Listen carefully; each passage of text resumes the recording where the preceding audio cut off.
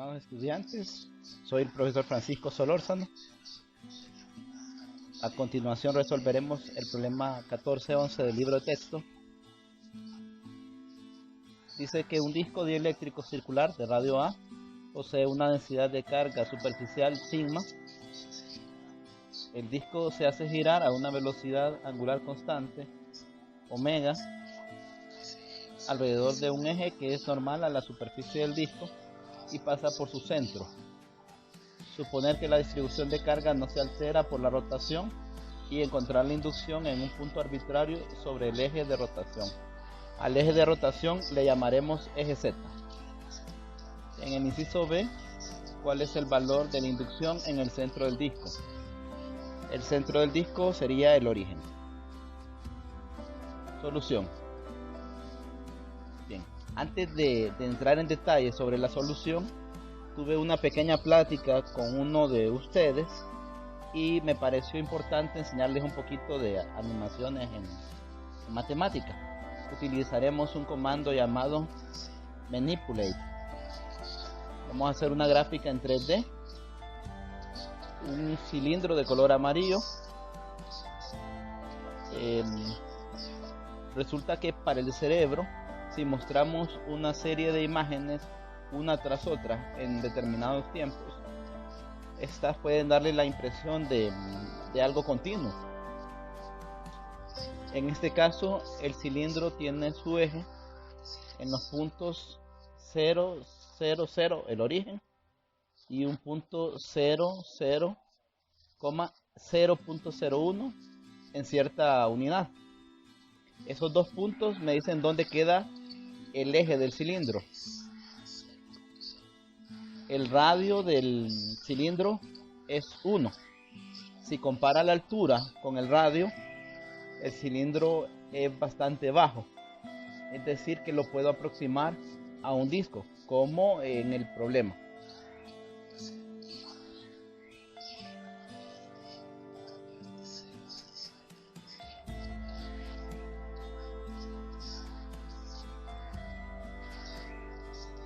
Ahora vamos a darle la impresión de que ese disco se está moviendo. Bueno, que está girando.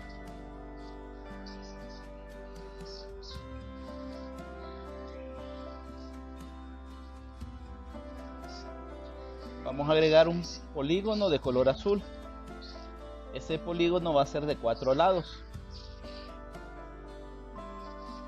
Sus lados se van a encontrar sobre dos líneas radiales en diferentes ángulos, como usted va a poder apreciar en la figura.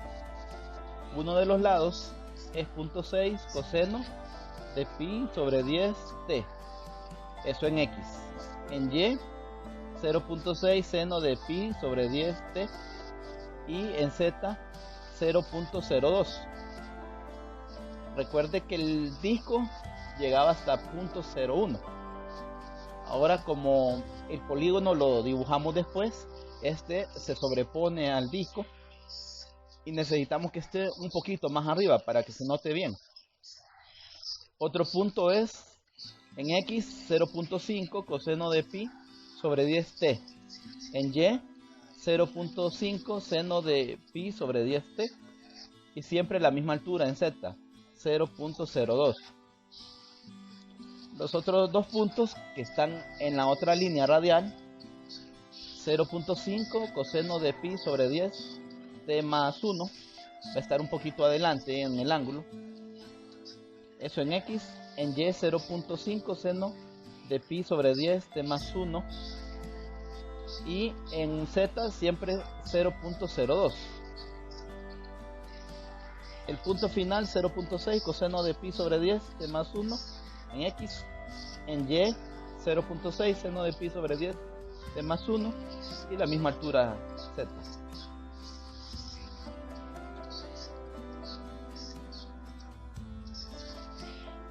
Resulta que la versión web y la versión de escritorio son un poquito distintas.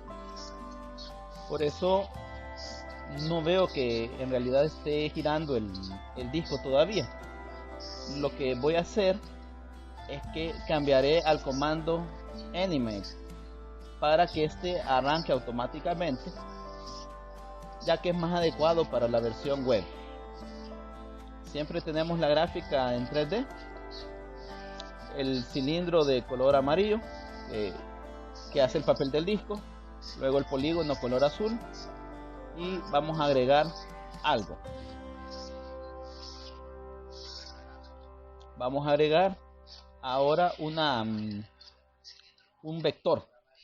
Ese vector va a ser de color rojo y necesito que vaya desde el centro del polígono hasta un punto sobre el eje Z. Como solo necesito dos puntos, el punto inicial y el punto final. En el punto final aparece la cabeza del vector. Entonces lo tenemos ahí definido, arrow. Note que esos valores son en el centro justamente del polígono color azul y la otra queda sobre el eje Z. Ya puede ver en la figura cómo se está moviendo.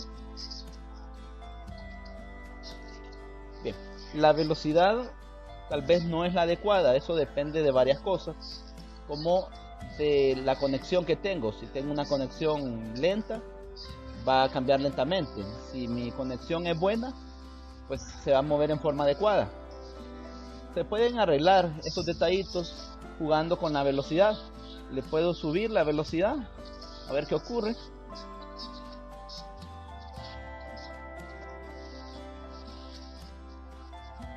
Y a veces no es lo adecuado subirle, a veces puedo bajar y obtener un resultado mejor. Le voy a bajar ahorita.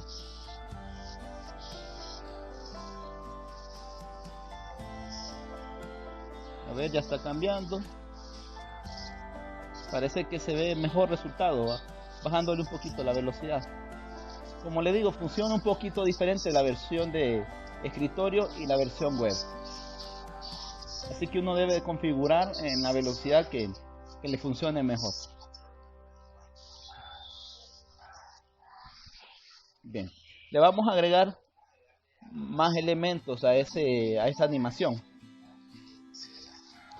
Ya se agregó el vector. Ahora vamos a agregarle el eje Z en color negro. Como es una línea, igual solo necesito dos puntos. El primero empieza en el origen y termina en el punto 0 en X, 0 en Y, 1.5 en Z. Vea el gráfico que ahora aparece esa línea extra que es el eje Z. Le podría seguir agregando líneas a esta animación, el eje X, el eje Y, pero no resulta tan interesante en este momento. Usted supongo que lo puede hacer. Es más interesante en este momento agregarle un poco de texto. Vamos a ver cómo le podemos agregar texto a esto.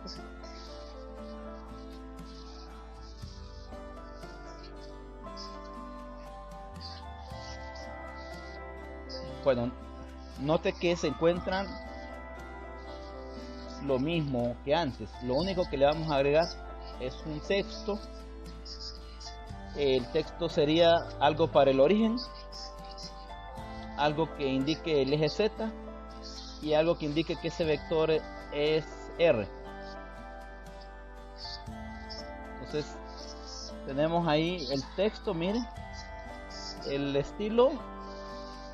Bueno, el texto es 0, primero, para representar un punto en el origen.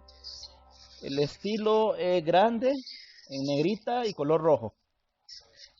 Y lo vamos a colocar en el centro, en un punto 0.1, 0.1, 0.1. Lo colocamos un poquito desplazado del origen para que se note mejor, debido a que el disco y luego el elemento de corriente de color azul que se está moviendo están arriba del origen. Entonces, colocándolo un poquito arriba, pues se nota mejor. De la misma forma, definimos al eje Z, las mismas condiciones. La letra E grande, en negrita, rojo. Lo vamos a desplazar un poquito del eje Z, lo colocamos en 0.1 en X, 0.1 en Y y 1.5 en Z. Y el vector R lo tratamos de colocar un poco desplazado del centro de la línea, que es el vector R. Bien, con ello ya tenemos definido entonces el origen, el eje Z y el vector de posición relativa R. Se ve que el vector R está ahí saliendo desde el centro del elemento de corriente, ¿verdad? Bien, como esta última se usó el comando manipulate, entonces pues no arranca automáticamente, tendría que empezar a jugar con los botones. Pero en la versión de escritorio arranca automáticamente. O simplemente le da clic a un botón y ya comienza a funcionar bien. Bueno, ahora concentrémonos en el problema. Queremos calcular la inducción debido a ese disco. Ahí tenemos la ecuación. B es igual a nu sub 0 sobre 4pi integral de superficie de la densidad de corriente K', producto cruz el vector R dividido entre R a la 3 diferencial de superficie. Como usamos el vector, pues por eso queda dividido entre R a la 3. Bien. Para calcular la densidad de corriente superficial K, ya se definió que es sigma por la velocidad tangencial. La velocidad tangencial pues es la velocidad angular, producto cruz el radio. Veamos la definición que se encuentra abajo del producto cruz. Sigma, el producto cruz de la velocidad angular, que es 0 en la dirección de ρ, 0 en phi y omega en z. La comita que me indica el otro vector que se va a multiplicar, que es el vector ρ en la dirección de ρ, 0 en phi, 0 en z. Ahí se ve el resultado de esto. Ya lo estoy marcando ahorita. Entonces en el resultado no tengo nada en la dirección de ρ. En la dirección de phi es ρ sigma por omega, eso va en phi, y 0 en z. Vamos a tratar de cambiarle de tamaño para que usted lo pueda apreciar mejor a eso.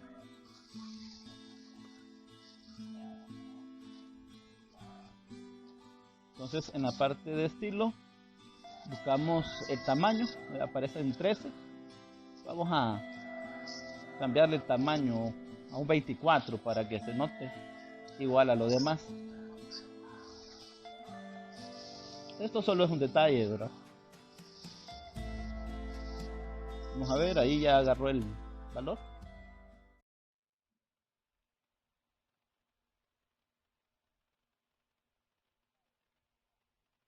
Bien.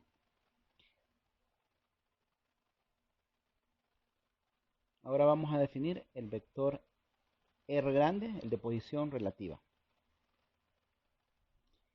Este vector es R menos R', donde R pequeña es Z en la dirección de Z menos ρ' en la dirección de ρ'.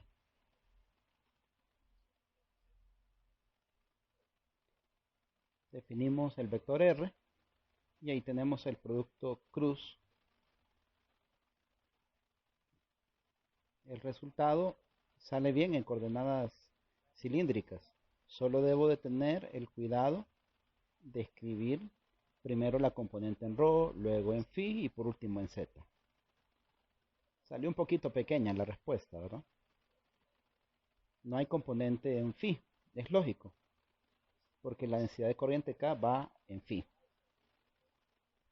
Bien, hemos dejado de lado las constantes mu sub 0 sobre 4pi. Antes de tomarlas nuevamente, veamos quién es la magnitud de R al cuadrado. Usamos este comando para hacer el producto punto dot listo, ahí está, z cuadrado más rho cuadrado. Bien, ahí tenemos la definición del campo. Entonces vamos a sustituir todo en la integral. Note que lo único que hemos omitido son las primas por cuestión de facilidad.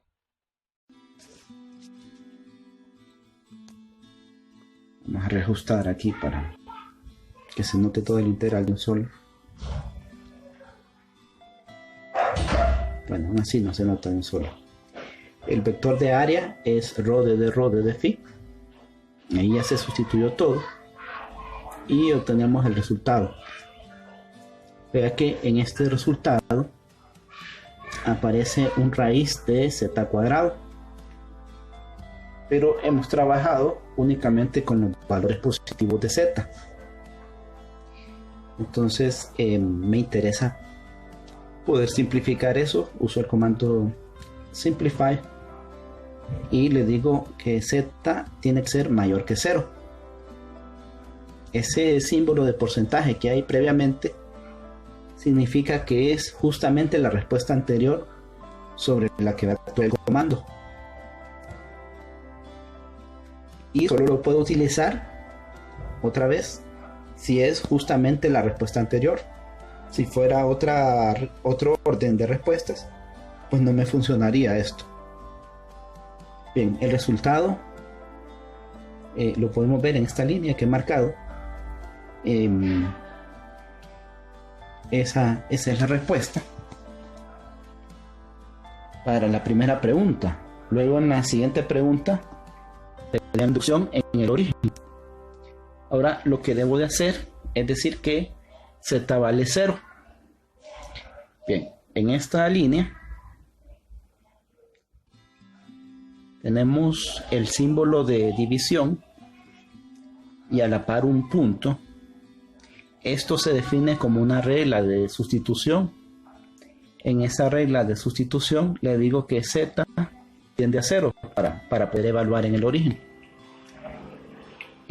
Si usted usa la versión de escritorio, en las entradas básicas va a encontrar esa especie de flechita que le sirve como una regla de reemplazo. Si está trabajando con la versión esta en línea, en la parte de insertar caracteres especiales, vamos a ver la flechita esa de reemplazo. En los comunes, note que aquí en los comunes, perdón, ahí está, en esos comunes hay dos flechas a la par, se usa la más corta. Bien, quitamos esto. Después de evaluar z igual a 0, pues ya tengo esa respuesta. A es un radio, por lo tanto tiene que ser positivo. Nuevamente simplifico el resultado y le digo que A es mayor que 0, y pues obtenemos la respuesta final.